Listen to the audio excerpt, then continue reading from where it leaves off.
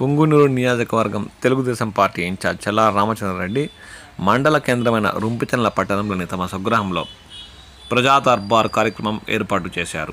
ఈ సందర్భంగా పుంగునూరు నియోజకవర్గంలోని సదుము, సోమల, చౌడేపల్లి, పులిచెర్ల, రుంపిచెర్ల మండలాల నుండి వచ్చిన అర్జీదారుల నుండి వినతులు స్వీకరించి అవి సత్వర సమస్యల పరిష్కారానికి సంబంధిత అధికారులతో ఆయన పలు సూచనలు చేశారు.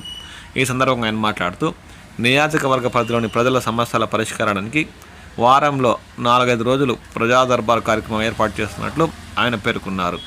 ఖాళీగా ఉన్న సమయంలో తమ స్వగృహంలో అర్జీదారుల నుండి అర్జీలు స్వీకరించి సత్వరం అధికారులతో సంప్రదింపులు జరిపి ఆ సమస్యల పరిష్కారానికి కృషి చేయనున్నట్టు ఈ సందర్భంగా ఆయన పేర్కొన్నారు. ఈ కార్యక్రమంలో నియోజకవర్గ పరిధిలోని పులిచెర్ల, రుంపిచెర్ల, సోమల, సదుము మండలాల నుండి ప్రజలు రుంపిచెర్లకు చేరుకుని ఆయనకు అర్జీలను సమర్పించారు.